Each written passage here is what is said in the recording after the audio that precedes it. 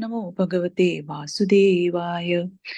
नारायणं नमस्कृत्य नरं चैव नरोत्तमं देवीं सरस्वतीं व्यासं ततो जयमुदीरये. शृण्वतां स्वकथा कृष्णा पुण्यश्रवणकीर्तना हृदयन्तस्थो हि अभद्राणि विधुनोति सुहृत्सतम्. नष्टप्रायेषु अभद्रेषु नित्यं भागवत सेवया Bhagwati उत्तमश्लोके भक्तिर्भवति नैष्टिकी. Hare Krishna. I'm reading from the Srimad Bhagavatam, Canto 3, Chapter 30, verse number 33 and 34. Kevalena hi adharmena kutumba varanotsukaha yati jivondha tamishram charamam tamasha padam. Translation. Therefore, a person who is very eager to maintain his family and kinsmen simply by black methods certainly goes to the darkest region of hell, which is known as Andha Tamishra. Purport by His Divine Grace A.C. Srila Prabhupada ki jai. Three words in this verse are very significant. Kevalena means only by black methods. Adharmena means unrighteous or irreligious. And Kutumba Bharana means family maintenance. Maintaining one's family is certainly the duty of householder.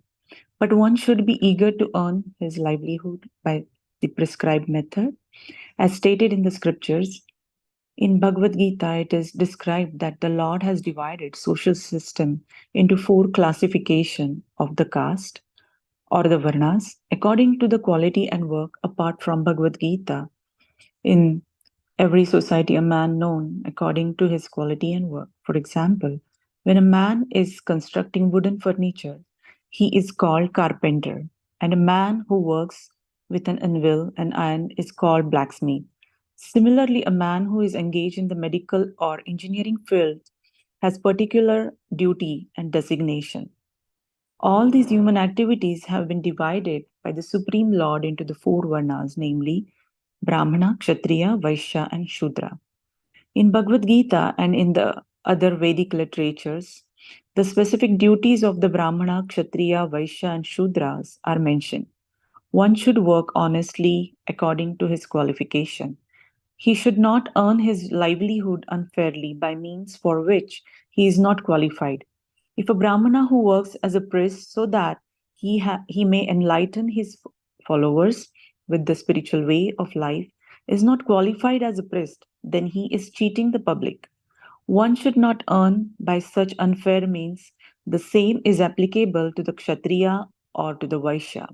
It is especially mentioned that the means of livelihood of those who are trying to advance in Krishna consciousness must be very fair and uncomplicated.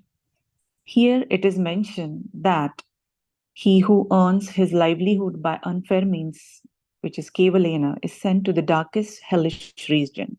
Otherwise, if one maintains his family by prescribed method and honest means, there is no objection to one's being family man.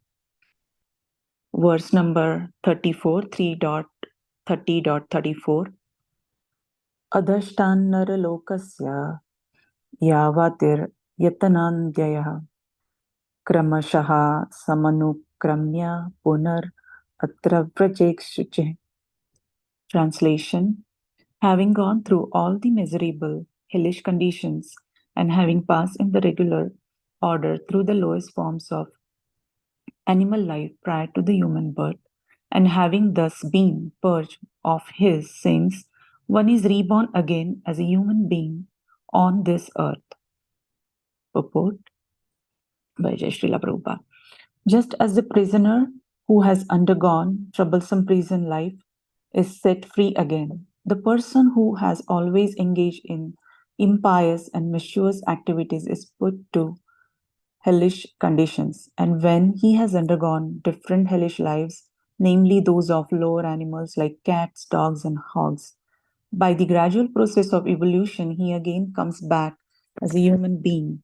In Bhagavad Gita, it is stated that even though a person engaged in the practice of yoga system may not finish perfectly and may fall down for some reason or other, his next life as a human being is guaranteed. It is stated that such a person who has fallen from the path of yoga practice is given a chance in his next life to take birth in very rich family or in a very pious family. It is interpreted that rich family refers to a big mercantile family because generally people who engage in trades and mercantile business are very rich.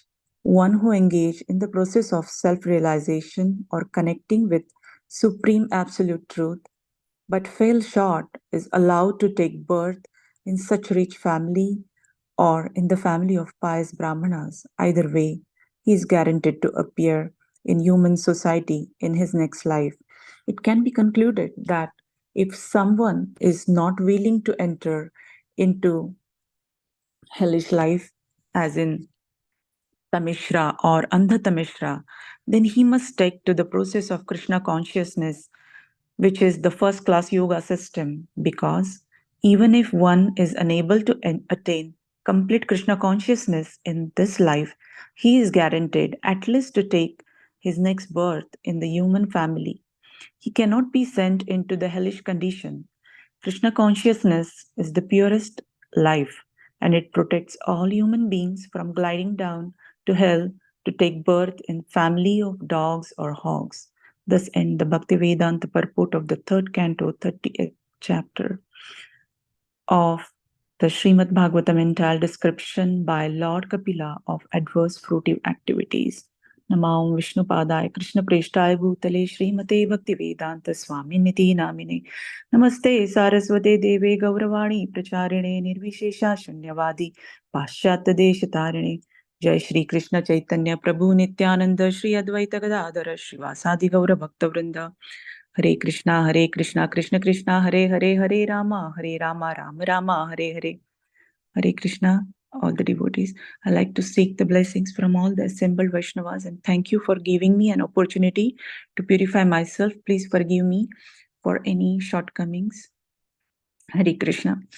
So here, uh, so far Kapila Muni explained the bhakti mixed with gunas, pure bhakti, Jnana and Ashtanga Yoga to his mother Devahuti. Then he answered some of her questions about birth and death of living entity by describing one after another and the result arising from the activities of Tamas, Rajas, Sattva. Then he explains the pains in youth, old age, death, and the hell for the person agitated by the attachment, the wife and the sons. So in this verse 33 and 34, mainly he is explaining his mother, like what happened to the conditioned soul, one who is absorbed in the family and gratifying the family, and where does he go? So Andhata Mishra, one who maintains his family by sinful means, suffer in the hell called Andhata Mishra. And the reborn, then after going through all those miserable hellish conditions, and then many births in the lower forms, how he becomes purified and reborn as human being. Adharma and dishonest is not recommended for the cultivating bhakti. Rupa Goswami mentioned 6 things: utsahat nishyad dhairya tat karma pravartanat sangatyaga satovritte shadbir bhakti prasiddhyati. So this way we have to cultivate our bhakti, and one should work according to his varna's qualification, and he has to discharge his duties. He should not earn his livelihood dishonestly.